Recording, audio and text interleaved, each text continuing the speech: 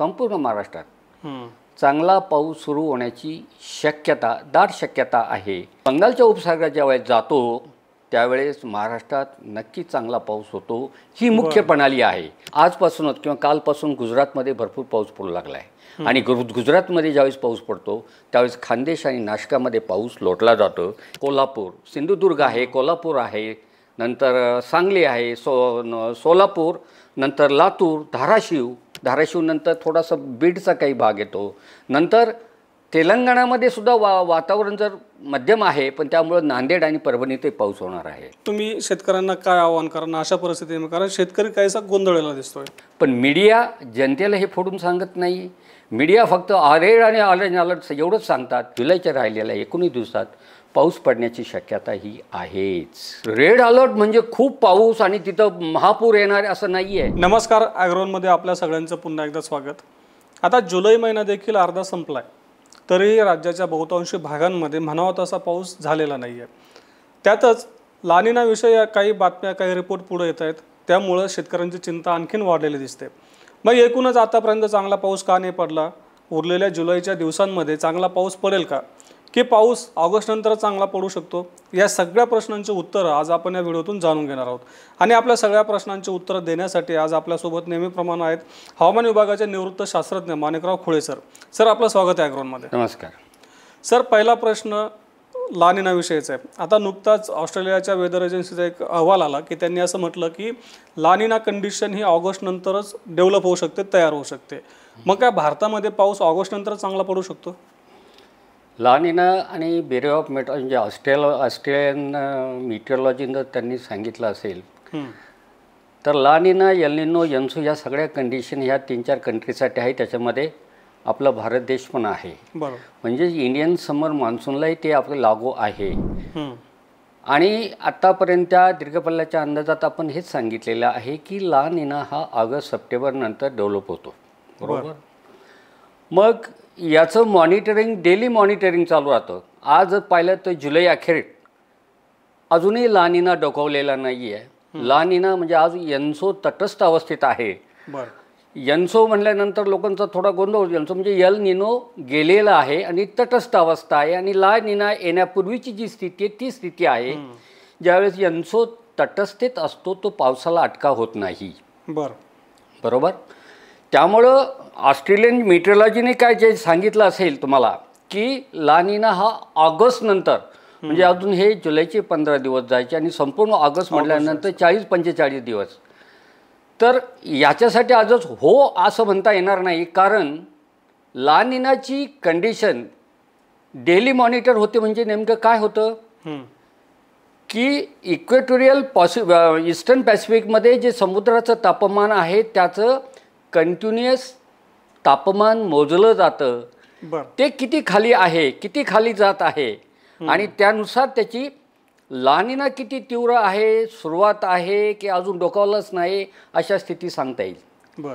जरी त्यांनी सांगितलं असेल की ऑगस्ट नंतर, म्हणजे त्यांचं म्हणणं आहे ऑगस्ट पूर्ण जातो असं आहे, तर त्याविषयी आजच बोलता येणार नाही. पण जे भारतीय हवामान खात्याने दीर्घपल्ल्याच्या अंदाजात सांगितलेलं काय, ऑगस्ट-सप्टेंबर या 2 महिन्यामध्ये लानिना सक्रिय होणार आहे आणि पाऊस चांगला होणार आहे. तर अजून हे 15-16 दिवस जाऊ द्या, कारण हे जुलैचे दिवस जाणार आहेत. त्यामुळं आजच ह्या गोष्टीला आपण शिक्कामोर्तब करता येणार नाही का होय 1 सप्टेंबर नंतर मान्सून चांगला चालू होणार आहे, असं नाही आहे. आणि लानिना डोकावला तरी पावसाला अटकाव होत नाही आहे. म्हणून त्याची सुरुवात जरी झाली ऑगस्ट महिन्यामध्ये, तरी ऑगस्ट महिन्यामध्ये पावसाची शक्यता ही आहे. मग त्याच्यावर इतकं इन ॲडव्हान्स एवढं बोलणं आज तरी संयुक्तिक होणार नाही आहे. आजपर्यंत भारतीय हवामान खात्याने जे सांगितलेलं आहे ॲज पर दी डेटा की ऑगस्ट आणि सप्टेंबर महिन्यामध्ये लानिना सक्रिय होणार आहे. याच मुद्द्यावर आणि ह्या स्टेटमेंटवर आपण स्थिर राहायचं आहे. आणि ऑगस्ट तसं असेल तर ऑगस्टच्या अगोदरच आम्ही सांगणार आहोत किंवा 1 ऑगस्टला सांगू की ह्या महिन्यात पाऊस असणार आहे की नाही, तसं नाही. त्यामुळं ती जी काही बातमी आली त्या बातमीसाठी आपण पॅनिक व्हायची गरज नाही असं मला म्हणायचं आहे. जरूर झाला का ऑगस्ट-सप्टेंबरमध्ये पाऊस चांगलाच होणार आहे. आणि याचा अर्थ 1 सप्टेंबरला चालू म्हणजे जून, जुलै, ऑगस्टमध्ये पाऊस नाही, म्हणजे पावसाळ्याचे 90 दिवस गेले आणि 30 दिवस पाऊस आहे असं काहीतरी विचारचक्र शेतकऱ्यांच्या आणि जनतेच्या मनात तयार होतं. तर त्याबद्दल मी सहमत नाही आहे आणि त्याचा खुलासा लवकरच होईल. आणि ह्या गोष्टी ऐनवेळेस सांगितल्या जात नाही, अगोदर सांगितल्या जाते. अशी जर अवस्था असते तर भारतीय हवामान खात्याने सुद्धा आपल्या अंदाजामध्ये ह्या गोष्टी नक्कीच स्पष्ट केलेल्या असतील. त्यामुळं सध्या ह्या बातमीकडे आपण विशेष अवधान देण्याची गरज नाही असं माझं मत आहे. बरोबर. आता सर आपण ऑगस्ट आणि सप्टेंबर या महिन्यांबद्दल बोलतोय, पण अजून जुलैचे 15 दिवस जायचे. बरोबर. आता 15 दिवस, जुलैचे 15 दिवस किंवा जून आपण पाहिलं तेवढा पाऊस नाहीये. जुलैचे 15 दिवस पावसाचा अंदाज आहे का? चांगला पाऊस पडू शकतो का? बरोबर आहे. आता ज्यावेळेस आम्ही 1 जुलैला मासिक जुलैच्या अंदाजाचं सांगितलं का सरासरीपेक्षा जास्त पाऊस आहे 1-2-3 जिल्हे सोडले तर, आणि तोही 106% म्हणजे सरासरीपेक्षा अधिक पाऊस आहे. आज 1 जुलैपासून किंवा आपण 30 जूनपासून बघतोय, आज जवळजवळ 13 जुलै, शनिवार 13 जुलै आहे. तोपर्यंत पाऊस जोरदार ज्या पद्धतीने व्हायला पाहिजे त्या पद्धतीने झालेला जाणवत नाही आहे. बरोबर. पण मुख्य प्रणाली जुलैमध्ये पाऊस होण्यासाठीच्या ज्या असाव्या लागतात त्या आजपासूनच त्या प्रणाल्या आज आपल्याला दिसू लागलेल्या आहेत. कदाचित आजपासून किंवा उद्या रविवार रात्रीपासून महाराष्ट्रात, संपूर्ण महाराष्ट्रात चांगला पाऊस सुरू होण्याची दाट शक्यता आहे. आणि त्याबद्दलचं तुम्हाला याच्यात 1-2 दिवसातच रिपोर्ट ऐकायला मिळतील. त्यामुळं निम्मा जुलै गेला असं म्हणू नका. आज 13 तारीख आहे, म्हणजे आज 13ही तारीख आहे. 13 तारखेची रात्र जायची आहे. हे 8 दिवस आणि 19 दिवस जायचे जुलै महिन्यामध्ये. त्यामुळं उगीच निराशेच्या गर्तेमध्ये काही कॉमेंट करणं योग्य होणार नाही आहे. जुलै मासिक सरासरीपेक्षा अधिक पाऊस हा नक्कीच होणार आहे. आणि त्या पद्धतीच्या प्रणाल्या सध्या भारतामध्ये किंवा इंडियन ओशनमध्ये तयार होऊ लागलेल्या आहेत. कोणत्या प्रणाल्या त्या? हा, मुख्य प्रणाल्या ज्या आहे आपल्याला महाराष्ट्रासाठी बोलतोय आपण, महाराष्ट्राच्या पावसासाठी ज्या मुख्य प्रणाल्या आहेत, एक म्हणजे जो पावसाळ्यामध्ये मान्सून ट्रप म्हणतो, जो मान्सूनचा आस आहे त्याच्या सरासरी जागेवर राहायला पाहिजे. कोणते सरासरी जागा? म्हणजे त्याची समजा आपण राजस्थान, बिकानेरपासून, जैसलमेरपासून सुरुवात केली तर तो नंतर MP येतो. MP नंतर तो असा झारखंडमधून तो याच्या बंगालमध्ये जातो. म्हणजे वायव्य टू आग्नेय देशाचा जर नकाशा डोळ्यापुढे आणला तर वायव्य टू आग्नेय त्याची सरासरी पोझिशन आहे. बरोबर आहे. आणि ही पोझिशन आज म्हणजे कालपर्यंत ही पोझिशन सरासरीपेक्षा मान्सूनचा ट्रप हा त्याच्या उत्तरेला होता. आणि त्यामुळं थोडंसं वातावरण पुन्हा चिंतेचं तयार झालं होतं. पण आज तो पुन्हा मान्सून ट्रप हा त्याच्या मूळ जागेवर आलेला आहे. आणि कदाचित आज रात्री किंवा उद्यापासून तो सरासरीच्या दक्षिणेला येईल.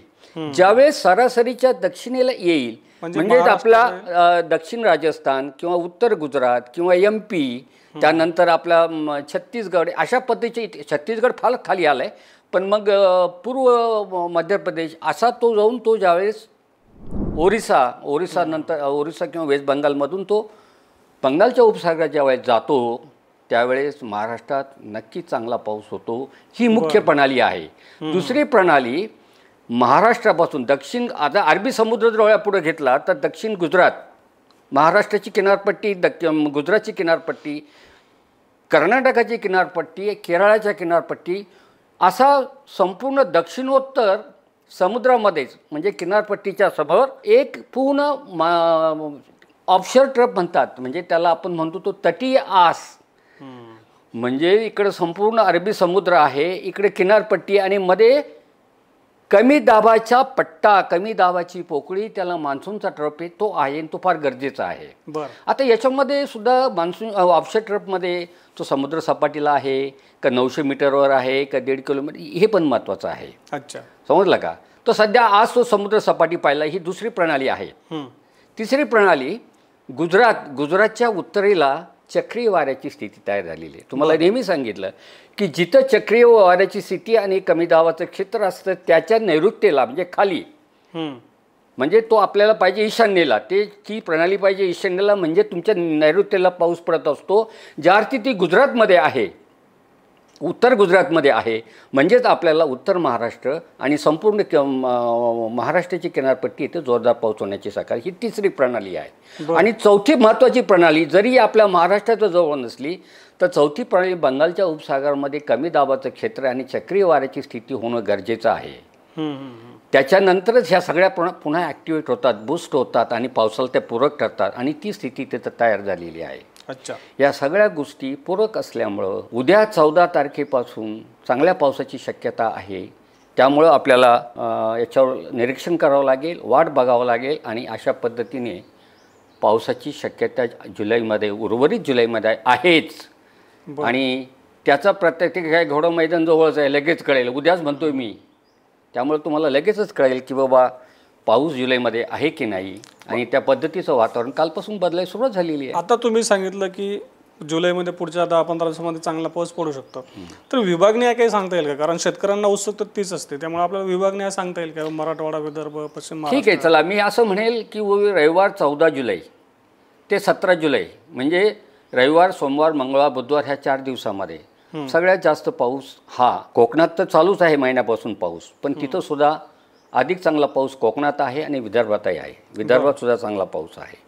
त्यानंतर तिसऱ्या नंबर येतो मध्य महाराष्ट्र. आता मध्य महाराष्ट्रामध्ये आपण नंदुरबार, धुळे, जळगाव, नाशिक, नगर, पुणे असा जो भाग येतो, सातारा येतो, नंतर कोल्हापूर, सोलापूर, सांगली हे जिल्हे येतात. आता याच्यामध्ये 2 भाग पडतात परत, उत्तरेकडचा मध्य महाराष्ट्र, दक्षिणेकडचा मध्य महाराष्ट्र. आता ह्या 4 दिवसामध्ये बघा काय होत आहे. खानदेशचे 3 जिल्हे आणि नाशिक जिल्हा याला अधिक पाऊस पडण्यासाठी कोणत्या प्रणाली मदत करणार ते सांगतो. आजपासूनच किंवा कालपासून गुजरातमध्ये भरपूर पाऊस पडू लागला आहे आणि गुजरातमध्ये ज्यावेळेस पाऊस पडतो त्यावेळेस खानदेश आणि नाशिकामध्ये पाऊस लोटला जातो. ती एक मुख्य प्रणाली आहे. आणि खानदेशामध्ये जळगाव ह्या भागामध्ये पाऊस होण्यासाठी मध्य प्रदेशाचा जो पश्चिम मध्य प्रदेशमध्ये जोरदार पाऊस होणं गरजेचं आहे आणि ती प्रणाली होणे गरजेचे आहे. आणि त्या ठिकाणी ह्या 4 दिवसात भरपूर पाऊस आहे.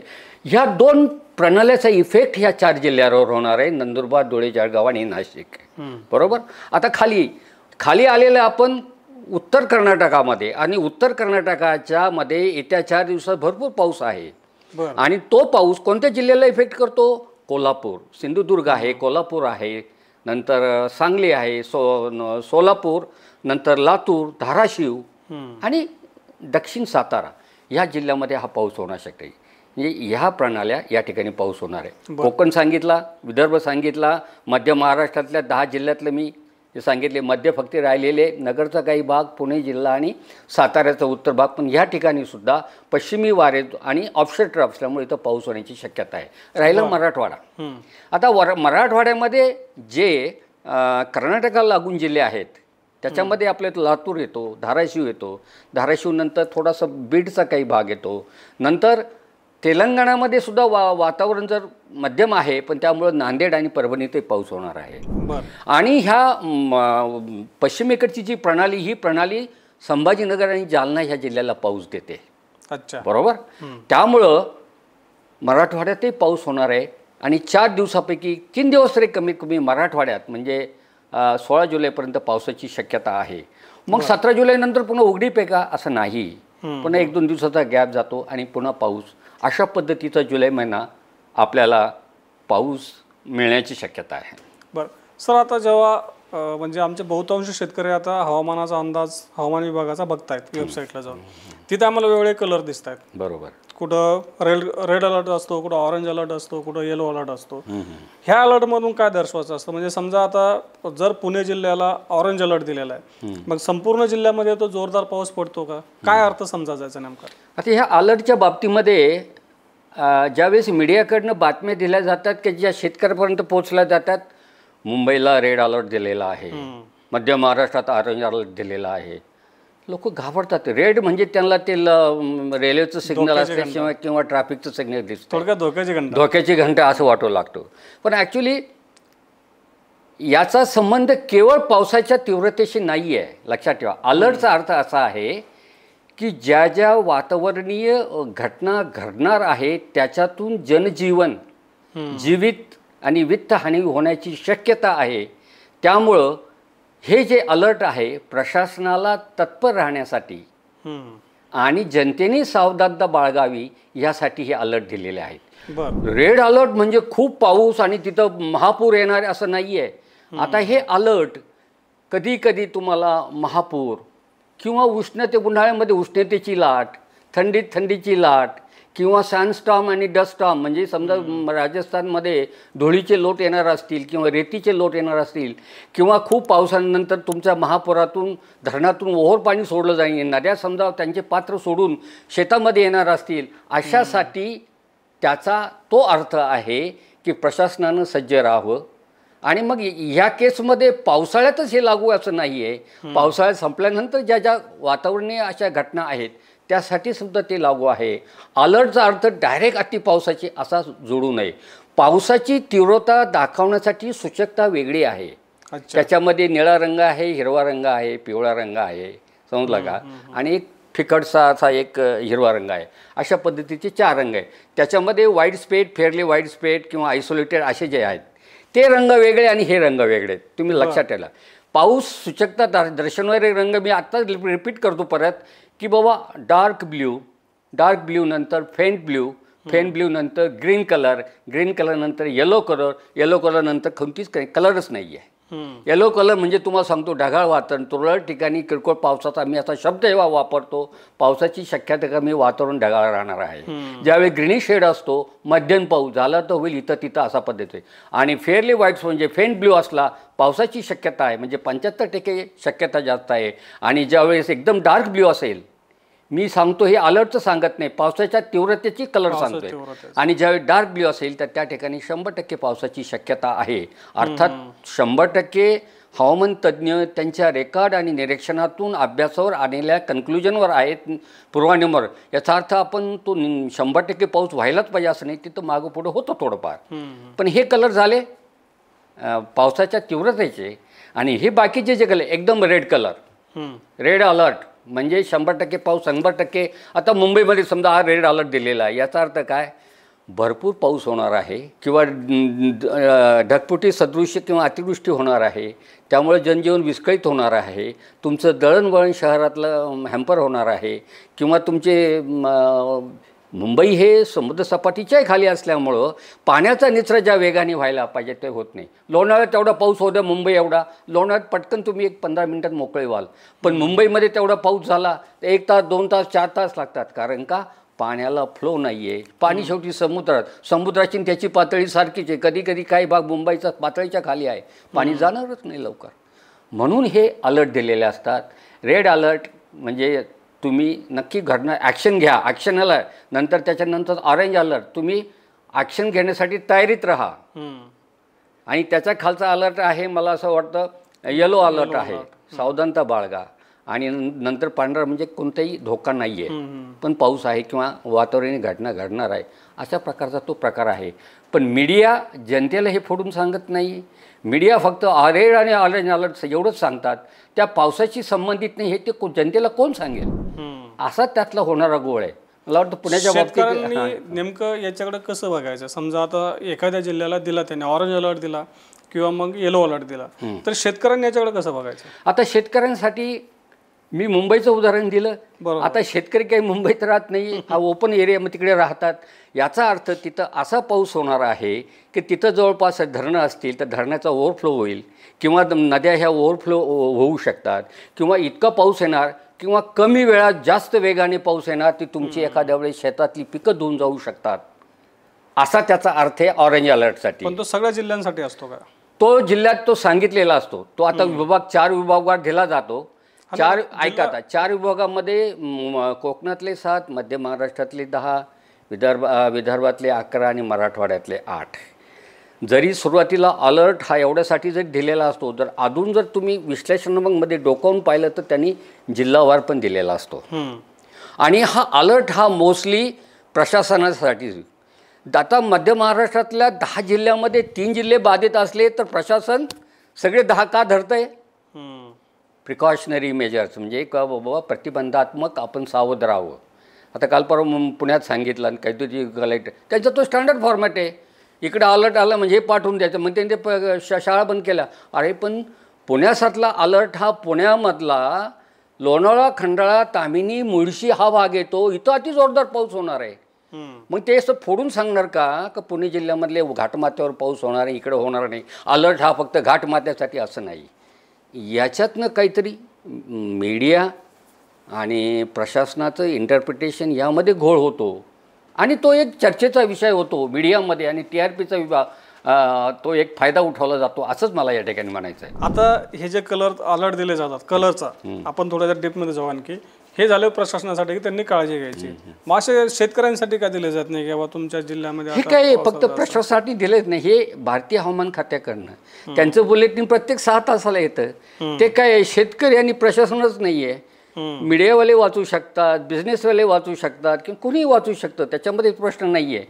पण ज्याला कोणी वाचलं, ज्याला कोणी तो पावसाशी संबंधित आहे, त्याने त्याचा अर्थ समजून घ्यावा. समजलं का? आता रेड अलर्ट शेतकऱ्यांनी सांगितलं की समजून घेते. रेड अलर्ट तुम्हाला सांगतो, आजही आपल्या मुलाखतीत लोकांचा असाच अर्थ आहे. रेड अलर्ट जर माझ्या जिल्ह्यात आहे तर याचा अर्थ खूप धोधो पाऊस येणार आहे आणि सगळीकडेच येणार, सगळीकडेच येणार. पण त्याच्या पुढे बोलत नाहीत. या पावसानं पिकं धुवून जाणार आहे, नदीला पूर येणार आहे, नदी तिचं पात्र सोडणार आहे, ह्या गोष्टी बोलल्या जात नाही. आणि अलर्ट हे फक्त काही पावसाळ्यातच आहे का? तुम्हाला मगाशी बोलल्याप्रमाणे उष्णतेची लाट किंवा थंडीची लाट तेव्हा ते दिले जातात. समजलं? त्याच्यामध्ये दिलेलं असतं की म्हणजे कुठल्या एरियासाठी, समजा घाटमाथ्यावरच दिलेलं आहे. आता तुम्ही जर साईट बघितली ना तर रेड अलर्ट दिला तर त्याच्यासाठी कोणत्या हवामानी घटकापासून धोका आहे त्याचं सुद्धा चित्र काढलेलं असतं. म्हणजे अतिवृष्टी किंवा विजांचा कडकडाट किंवा अतिवेगवान वारा की ज्यानं झाडं पडले जाणार आहेत किंवा बिल्डिंगी उपसल्या जाणार आहेत. हा जो प्रकार आहे वेगवान वारा, गस्टी विंड म्हणतात, तो सुद्धा धोक्याचा असतो. एका सर्टन लिमिट बरोबर तो अलर्टमध्ये येतो. विजांचा कडकडाट, त्याची घनता पण दिलेली असते ना, की म्हणजे काही ठिकाणी तुरळक ठिकाणी. कशाची घनता म्हणताय? ते अलर्टची, की पावसाच्या संदर्भात असेल. अलर्ट दिल्यानंतर त्याला एकच आहे, ते काय डार्क रेड आणि फेंट रेड असं नाही. फक्त दिलं काय जातं साईटमध्ये, तो कलर समजा रेड अलर्ट दिला, एकदम धोक्याचा रेड अलर्ट, तर कोणते वातावरण पॅरामीटर ह्या रेड अलर्टमध्ये गुंतलेले आहेत. अच्छा, समजलं का? आणि ज्यावेळेस तो महाराष्ट्राचा नकाशा असतो आणि मध्य महाराष्ट्रातले 10 जिल्हे असतात तर कुठंतरी पावसाचं दाखवतं ते चिन्ह, पाऊस होतो. आणि काही काही ठिकाणी फक्त विजांचा कडकडाट. मराठवाड्यात गेला तुम्ही तर तिथं फक्त विजा होणार आहे, अतिवेगवान वारा होणार आहे, पाऊस येणार नाही. बरोबर. पण रेड अलर्ट लागू आहे असा त्याचा अर्थ आहे. अगदी बरोबर. सर, आता आपण जुलैच्या मध्यापर्यंत आलोय. हवामान विभागानं सांगितलं होतं की पाऊस कदाचित त्यांच्या अंदाजाप्रमाणे पाऊस पडला, कारण थोड्या दिवसात पडला तरी पण शेतीसाठी तेवढा काही फायदा झाला असतो. पण आतापर्यंत शेतकऱ्यांना किंवा आपल्या सगळ्यांना अपेक्षा होती की चांगला पाऊस पडेल. आपण जुलैच्या मध्यापर्यंत जर विचार केला तर शेतकऱ्यांच्या अपेक्षेप्रमाणे पाऊस पडलेला नाहीये. त्याच्या मागची नेमकी कारणं काय सांगितलं? बरोबर आहे. कारणं सांगायच्या अगोदर मी असं म्हणेल, 1 जूनपासून तर साधारण आपण 10 जुलैपर्यंत विचार करूया. 1 जून ते 10 जुलै ह्या 40 दिवसामध्ये, ह्या 40 दिवसामध्ये जेवढी 40 दिवसाची जर सरासरी काढली तर 10 जुलैपर्यंत महाराष्ट्रामध्ये सरासरीच्या 10% पाऊस जास्त झालेला आहे. आता तुमच्या मूळ प्रश्नाची उत्तर येतो. उलट कोकण, मध्य महाराष्ट्र आणि या मराठवाड्यामध्ये 14%, 16% असा पाऊस आहे. फक्त -2% तूट विदर्भात आहे. मग 10 जुलैपर्यंत 12% एक्स्ट्रा पाऊस झाले असं ज्यावेळेस हवामान खातं म्हणेल त्यावेळी तो विषय हास्याचा होईल. पण ही फॅक्ट आहे, बरोबर आहे. पण आता तुमची दुसरी बाजू आहे, शेतकरी म्हणतो कुठे झाला धाट, अरे कशाचा पाऊस आहे, पाऊस आहे, पाऊस नाही, काही नाही. बरोबर. कारण 10 जुलैपर्यंत झालेला पाऊस हा समान वितरणात झालेला नाही. Intense rainfall in a day म्हणजे काय होतंय, एकाच दिवशी काहीतरी ढगफुटीसारखं भरपूर पाऊस होतो आणि मापाला ते पाणी तुमच्याकडे आणून दिलं जातं, बाबा तुमचं माप मोजलं जाते आणि पाऊस झालेला आहे. अरे ते एका दिवसात जर आला धबधब वाहून गेला काही उपयोग नाही त्याचा. बरोबर. म्हणजे प्रत्येक पावसाळी महिन्यामध्ये नंबर ऑफ रेनी डेज, पावसाळी दिवस वाढले पाहिजे, म्हणजे पाऊस समान वितरणात झाला पाहिजे. आमच्याकडे अशी त्याची परिभाषा आहे, 2.5 mm पाऊस झाला रे झाला का एक, म्हणजे 2.5 mm पाऊस झाला तरी त्या दिवशी झाला तो 1 रेनी डे. आणि 22 सेंटीमीटर 220 मिलीमीटर जरी झाला, 250 मिलीमीटर जरी पाऊस झाला, 25 सेंटीमीटर जरी पाऊस झाला तरी वन डे. अच्छा, बरोबर. सकाळी 8:30 ते दुसऱ्या दिवशी सकाळी 8:30. आज सकाळी 8:30ला जो पाऊस मोजला त्या कालच्या तारखेचा पाऊस आहे, आणि उद्या सकाळी 8:30ला जो पाऊस मोजला जाईल 24 तासामध्ये तो आजचा पाऊस आहे. बरोबर. मग जर तुम्हाला 25 सेंटीमीटर एका दिवसात झाला आणि 25 सेंटीमीटर जर तुम्हाला 30-40 दिवस झाला, या प्रेसिपिटेशनला, हा पाऊस पडण्याला नक्कीच अर्थ आहे. समान वितरणात पाऊस झाला म्हणजे शेतकऱ्यानं पावसापासून तुषार सिंचनासारखं पाणी त्याने त्याच्या पिकाला दिलेलं आहे आणि तो समाधानी असतो. पाऊस आला, वाहून गेला, पिकं जी ओढग्रस्त आहे. उलट काही काहींची ती एका दिवशी इंटेन्स झालेला पाऊस किंवा अतितीव्र झालेला पाऊस त्यांनी पिकं झोडपून टाकली. त्याला पावसाकडे लक्ष नाही, त्याच्या पिकाकडे लक्ष आहे. बरोबर. आणि हाच खरा गैरसमज आपल्याला जाणवतो आहे आणि यातनी ह्या गोष्टी घडत आहेत. आता सर तुम्ही म्हणताय की मागच्या 40 दिवसांमध्ये पाऊस सरासरी किंवा त्यापेक्षा जास्त झालेला आहे, पावसाचे दिवस कमी झाले. पण जेव्हा आपण मान्सूनचा विचार करतो तर मान्सूनच्या पावसाचं जे काही नेचर आहे किंवा जे काही त्याची प्रकृती आहे तर तो सर्वत्र पडणारा पाऊस, समान पडणारा पाऊस असं एक आपण मानतो. परंतु सध्या जर आपण बघितलं तर कुठंतरी 1-2 गावांमध्ये ढगफुटीसारखा पाऊस होतो, तर त्या गावापासून 2-4 किलोमीटर अंतर पाऊसच पडत नाहीये. तर मग असे सुद्धा चर्चा, मग याला मान्सूनचा पाऊस म्हणायचा, कारण मान्सूनच्या पावसाची संकल्पना आपण वेगळी केलेली आहे. बरोबर आहे. तर तुम्हाला नेमकं असं म्हणायचं असं का होतंय, म्हणजे पाऊस हा मान्सूनचाच आहे का? आता बघा, हे 40 दिवसामध्ये जर बघितलं ना आपण, तर एकदा मान्सूनचा करंट आल्यानंतर तो पाऊस, मान्सूनचा पाऊस ज्यावेळेस मान्सूनचा पाऊस असतो तो 24 तासामध्ये कधीही होतो. बरं. निम्म्या रात्री होतो, पहाटे होतो, सकाळी 10 वाजेपर्यंत होतो, किंवा संध्याकाळी 9च्या पुढे चालू होतो, असा होतो. म्हणजे त्या मान्सूनच्या करंटचा पाऊस आहे. बरोबर. हा समुद्रावरून आलेले वारे आणि त्याच्यातनं झालेला पाऊस, आणि याचं परिक्षेत्र खूप जास्त असतं. म्हणजे असला तर संपूर्ण मध्य महाराष्ट्र, संपूर्ण मराठवाड्यात पाऊस, दमदार पाऊस, 10 तास पाऊस, 8 तास पाऊस, अशा पद्धतीनं तो पाऊस असतो. पण गेल्या 40 दिवसात काय होतं आहे पावसात? आणि बरं ठीक आहे, हे मी आता बोलतो आहे, पण भारतीय हवामान खात्याच्या ज्या पद्धतीनं दैनिक आपल्याला अंदाज बाहेर येतात आणि ज्या प्रणाल्या उपलब्ध आहेत त्याच्यावर त्यांनी सांगितलेला अंदाज हा, तुमच्या माहितीसाठी सांगतो, डार्क ब्ल्यू किंवा फेंट ब्ल्यू असेच पावसाचे क्षेत्र, किंवा काही ठिकाणी ग्रीनिश शेड आहे. म्हणजे या ठिकाणी पाऊस व्हायलाच पाहिजे आणि चांगला पाऊस होतो. पण गेल्या 40 दिवसामध्ये मान्सूनचा करंट धडसोड वृत्तीचा आहे. म्हणजे मान्सून सक्रिय झाला रे झाला, लगेच कमकुवतमध्ये 2-3 दिवस गेले का पुन्हा सक्रिय व्हायला पुन्हा वेळ लागतो, पुन्हा कमकुवत.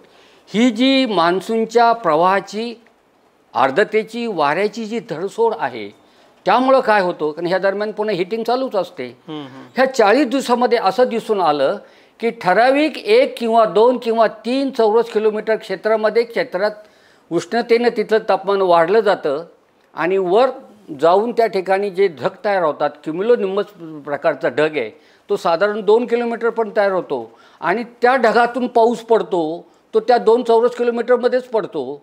बरोबर आहे. आणि याला आम्ही म्हणतो कन्व्हेक्टिव्ह ॲक्टिव्हिटीचा पाऊस. आता तो मान्सूनच्या कालावधीत झाला म्हणून तो मान्सूनचाच पाऊस धरता येईल. पण ज्या पद्धतीने, ज्या प्रणालीतून झाला, ती कन्व्हेक्टिव्ह ॲक्टिव्हिटीचा जो पाऊस आहे, त्याला मराठा उष्णता संवहनी प्रक्रियेतला पाऊस. बरं. हा पाऊस ज्यावेळेस होतो ठराविक काळातच होतो, ठराविक क्षेत्रातच होतो, ठराविक काळातच होतो, आला निघून जातो, पलीकडे पाऊस नाही, इकडे पाऊस नाही, तेवढं. या प्रक्रिया गेल्या 40 दिवसात जास्त वाढलेल्या आहेत. मग भारतीय हवामान खात्याने असं काही सांगितले नाही की बाबा तुम्हाला कन्व्हेक्टिव्ह ॲक्टिव्हमध्येच पाऊस होईल. कारण भारतीय हवामान खात्याला ज्या प्रणाल्यांचा वरच्या 13 किलोमीटरपर्यंत ज्या वाऱ्याची स्थिती, आर्द्रता, हवेच्या दाबाचे पट्टे अभ्यास केल्यानंतर त्यांना जोरदार, अतिजोरदार, मध्यम पावसाचे अंदाज त्यांच्या निष्कर्षास येतात आणि त्या पद्धतीने सांगतात. पण प्रत्यक्षात घडतं हे, आणि ह्या 40 दिवसात हेच घडलं आहे. कन्व्हेक्टिव्ह ॲक्टिव्हिटीमध्ये जास्त पाऊस पडला, मग कुठं कुठं ते लोक ढगफुटी झाली म्हणू लागले. ते ढगफुटी नव्हत्यात, काही ठिकाणी होतेही, पण त्या ढगफुटी सदृश्य पाऊस झाले. हे 40 दिवसात चाललेला ह्या वातावरणीय प्रक्रियेचा, वातावरणीय प्रणाल्यांचा खेळ म्हणून गेल्या 40 दिवसात अशाच पद्धतीचा पाऊस झाला, सलग पाऊस नाही. आणि ह्या 40 दिवसात पाऊस हा दुपारी 4 किंवा दुपारी 3 ते 8 या दरम्यानच झालेला आहे. अच्छा. तुम्हाला निम्म्या रात्री पहाटे पाऊस क्वचित कुठंतरी झालेला आहे. आणि ह्या कालावधीत जनरली तुम्ही म्हणा त्याला पुन्हा शिक्कामोर्तब असं नाही, जनरली दुपारनंतर उष्णता तापल्यानंतर त्याचं बाष्प वर गेल्यानंतर झालेल्या सांद्रीभवनातला पाऊस 2 किलोमीटरवर क्युम्युलोनिंब जो क्लाउड तयार झाला त्याच्यातून पडलेला पाऊस हा लिमिटेड आणि मर्यादित क्षेत्रात असतो. त्याच पद्धतीचा पाऊस गेल्या 40 दिवसात अशा पद्धतीचं झालं. त्याचं एकमेव कारण मान्सूनचा प्रवाह हा धडसोड वृत्तीचा असल्यामुळे झाला. म्हणून तुम्हाला निम्म्या रात्री पाऊस दिसला नाही, पहाटे पाऊस दिसला नाही, 10च्या पुढं पाऊस दिसला नाही, सकाळी उठले 6 वाजता पाऊस दिसला नाही. आणि ज्यावेळेस असा पाऊस येईल तो मान्सूनचा पाऊस समजावा. आणि 4 ते 8 पडलेला पाऊस मान्सूनचाच आहे. पण जाता जाता कुणी एक ते असं वाढून जावं त्या पद्धतीने शेतकऱ्यांना तो तुषार सिंचनासारखा पाऊस झाला. हीच खरी त्याची वातावरणीय प्रक्रियेतला फरक आहे आणि हेच एकमेव कारण आहे. आणि ज्यावेळेस तुम्ही हवामान तज्ज्ञाला विचाराल तो सांगेल, फोडून सांगेल आणि ह्याच पद्धतीने सांगणार. यात कुठं हवामान खाते दोषी नाही. या प्रणाल्यात होणारा गोंधळ आणि होणारा आजही आम्हाला तुम्हाला मी आज 4 दिवस सांगितलं की उद्यापासून पाऊस आहे, 4 फुल फ्लेज प्रणाल्या आहेत. पण उद्याही काय वाढून ठेवलं काही सांगता येत नाही. पण शक्यता असे अनुमान हे अनुमान असतं, अंदाज हा अंदाज असतो. अंदाज काहीतरी ठकतोळे पाहून काही हात पाहून सांगितलेलं जात नाही, तर वातावरणीय प्रणाल्या पाहून सांगितल्या जातात. आणि मागाच्या प्रश्नाला उत्तर देताना पुन्हा सांगतो की जुलैच्या राहिलेल्या 19 दिवसात पाऊस पडण्याची शक्यता ही आहेच. आणि 40 दिवसात आता का झालं असं त्याचंही मी उत्तर तुम्हाला या ठिकाणी दिलेलं आहे. बरोबर सर. आता आपण सगळ्या पावसाच्या अंदाजाची सगळ्या वातावरण प्रणाल्यांची चर्चा केली, तर शेवटी तुम्ही शेतकऱ्यांना काय आवाहन करा अशा परिस्थितीमध्ये, कारण शेतकरी काहीसा गोंधळलेला दिसतोय. शेतकऱ्यांचा गोंधळ साहजिकच आहे, कारण गेल्या 40 दिवसापासून हवामान खातेही सांगते की चांगला पावसाची शक्यता आहे. चांगली ओल आल्याशिवाय पेर करू नका. काही लोकांनी 4 इंच किंवा 10 सेंटीमीटरच्या चांगल्या भेटी पडत त्यांची पिकं बरी आहेत आणि त्या पिकांना जीवदान होणार आहे. त्यामुळं शेतकऱ्यांची जी पिकं जगली आहेत त्यांनी काही घाबरून जाऊ नये. आणि या जुलैच्या राहिलेल्या 20 दिवसामध्ये 19 दिवसामध्ये प्रणाल्या होत आहेत. आणि जुलैचा पाऊस दीर्घ पल्ल्याच्या अंदाजात ज्या पद्धतीने सरासरीपेक्षा अधिक झालेला सांगितलेला आहे, होणार आहे असं जे सांगितलं आहे त्या पद्धतीचा पाऊस होणार आहे. पण त्याचं उदाहरण जातं तर हे सांगतो, आज 10 जुलैपर्यंत 10% पाऊस वाढवा आहे. त्याच्याशी शेतकरी तुम्ही कधी शेतकरी सहमत होणारच नाही आहे. पण या क्षेत्रामध्ये ज्या पद्धतीने राहिलेल्या 19 दिवस आजपासून ज्या प्रणाल्या तयार होऊ लागल्यात आणि मान्सूनचा आज ज्या पद्धतीने ॲक्टिव्ह होऊ लागलात, त्यामुळे नक्कीच उर्वरित 19 दिवसात जुलैचा पाऊस होण्याची शक्यता ही आहेच. आणि त्यानुसार प्रत्येक 2 दिवसांनी 24 तासांनी तसं हवामान खातं प्रत्येक 6 तासाला तुम्हाला अंदाज देतच आहे. त्या पद्धतीने काय काय घडणार आहे, त्यामुळं एकदमच उदासीन होण्याची गरज नाही आहे. असलेली पिकं आहे ती तुमची नक्कीच जगणार आहे. जुलैमध्ये पाऊस होणार आहे. आणि ज्या पद्धतीने काही ती लानिना बाबतीत जी बातमी बाहेर आली, शेतकऱ्यांनी अजिबात विचलित होऊ नये.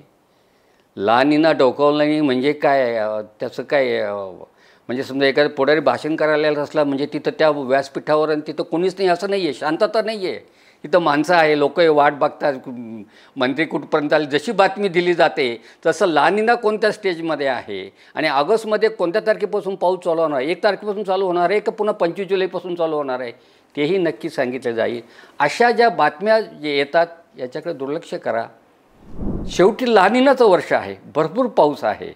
तुमची जर खरीपाची पिकं जगली आणि जर तुम्हाला उतार जर चांगला पाऊस आला तर नक्की शेतकऱ्यांना त्याचा फायदा होणार आहे. आणि जसजसं जर समजा ते म्हणतायत की बाबा लानिना उशिरा आहे, त्याच्यावर मी आज काहीच बोलणार नाही आहे.